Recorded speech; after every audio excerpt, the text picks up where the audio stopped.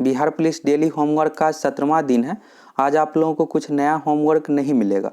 अभी तक जो भी होमवर्क मिला है उसको अच्छे तरीके से आपको रिवीजन करना है। रिवीजन बहुत ही ज़रूरी है। अगर आप एग्ज़ाम में चाहते हैं कि सभी क्वेश्चन सही बनाए तो इसके लिए आपको रिवीजन भी करते चलना है। आप याद कर लिए हैं तो अच्छी बात है, साथ में रिवीजन भी करते रहना है, नहीं तो आप भूल जाइएगा और एग्ज़ाम में सही क्वेश्चन नहीं बना पाइएगा। कल 24 जनवरी 2021 है और रविवार है। रविवार के दिन जो भी पिछला होमवर्क है उसको आपको अच्छे तरीके से रिवीजन करना है। उस दिन कुछ नया याद नहीं करना है, पिछला टॉपिक को आप अच्छे तरीके से रिवीजन कर लीजिए। लुसेंट जीके में प्राचीन भारत कंप्लीट हो गया है, एक छोटा सा टॉपिक बाकी है, कल होमवर्क मिलेगा। इसके बाद प्राचीन भारत कंप्लीट हो जाएगा। इसके बाद प्राचीन भारत कंप्लीट होने के बाद मध्यकालीन भारत और फिर आधुनिक भारत, इतिहास इस तरह से पूरा कंप्लीट हो जाएगा। इतिहास से 10+ क्वेश्चन पूछा जाता है, पॉलिटिकल साइंस से 8 से 10 क्वेश्चन पूछा जाता है, तभी 2 से 3 क्वेश्चन पॉलिटिकल साइंस में कंप्लीट हो गया है। जैसे संविधान सभा से भी क्वेश्चन पूछा जाता है। और इसके बाद हो गया अनुसूची से भी क्वेश्चन पूछा जाता है, तो अनुसूची 12वां अनुसूची को आप अच्छे से कंप्लीट कर लीजिएगा।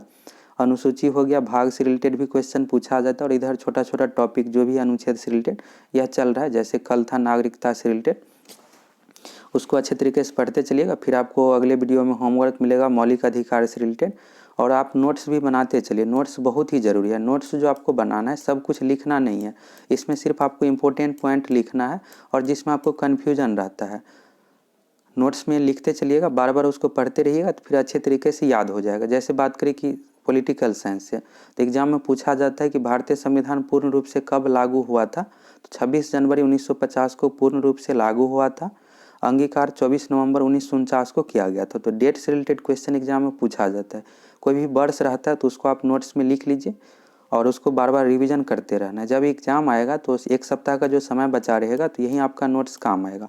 उसमें आप बुक को नहीं पढ़ना है, जो भी आप नोट्स में लिखे हैं बना कर रखे हैं उसको बार बार रिवीजन करिएगा, और इसी में कन्फ्यूजन रहता है और यहीं से क्वेश्चन पूछ दिया जाता है, फिर नहीं बना पाइएगा। तो नोट्स बहुत ही ज़रूरी है, उसको आप बनाते चलिए। और कल के लिए जो भी होमवर्क है पिछला उसको अच्छे तरीके से कंप्लीट कर लीजिए। लुसेंट बुक का यहाँ पर बता दिया, और एसपीडी बुक में, तो एसपीडी बुक में अभी कंप्लीट जो हुआ है टॉपिक, जैसे जनगणना, तो जनगणना से रिलेटेड क्वेश्चन पूछा जाता है। भारत से रिलेटेड भी टॉपिक है, शुरू में ही बुक में दिया हुआ है, तो यह भी कंप्लीट हो गया है। भारत के पड़ोसी देश से रिलेटेड भी क्वेश्चन पूछा जाता है, पृथ्वी से भी पूछा जाता है। सौरमंडल हो गया, ब्रह्मांड, यहाँ से भी एक दो क्वेश्चन पूछ दिया जाता है अंतरिक्ष के बारे में। और भारतीय इतिहास की प्रमुख घटनाएं, यहाँ पर जितने भी इतिहास से रिलेटेड प्रमुख घटनाएं हैं, जैसे चंपारण सत्याग्रह कब हुआ था, तो 1917 में। मार्लो मिंटो सुधार कब आया था, तो 1909 में। यहाँ पर वर्ष से रिलेटेड दिया हुआ है, तो इसको रोज एक बार रिवीजन जरूर कर लीजिएगा। वर्ष में बहुत ज़्यादा कन्फ्यूजन रहता है और यहाँ से क्वेश्चन पूछा जाता है। इसके बाद है भारत में सबसे छोटा लंबा, भारत में सबसे बड़ा राज्य क्षेत्रफल की दृष्टि से कौन सा है, भारत में सबसे बड़ी झील, यहाँ पर जितने भी इम्पोर्टेंट है दिया हुआ। इसके बाद है भौगोलिक उपनाम, और इसके बाद है विश्व में सबसे बड़ा छोटा लंबा, विश्व की सबसे लंबी नदी कौन सी है, बड़ा महासागर, बड़ा महाद्वीप, इस तरह से क्वेश्चन पूछा जाता है। पर्यावरण से रिलेटेड भी मिल चुका है, तो पर्यावरण से भी क्वेश्चन पूछा जाता है। और अगले टॉपिक में मिलेगा पुरस्कार एवं सम्मान से रिलेटेड, अभी यह नहीं मिला है। तो जितने इंपॉर्टेंट टॉपिक है इधर एसपीडी से चल रहा है, और एसपीडी में बुक के ठीक बीच में आप लोगों को बोले थे याद करने के लिए, पेज नंबर 169 में प्राचीन भारत से रिलेटेड जितने भी इंपॉर्टेंट पॉइंट है यहाँ पर दिया हुआ है 3 पेज में, पेज नंबर 169 से लेकर 171 तक। तो उसको बार बार रिवीजन करते रहिएगा। अब जो अगले वीडियो में आप लोगों को मिलेगा मध्यकालीन भारत से रिलेटेड और फिर साइंस से रिलेटेड भी क्वेश्चन मिलेगा। तो जो भी होमवर्क मिलता है उसको आप अच्छे तरीके से कंप्लीट करते रहिए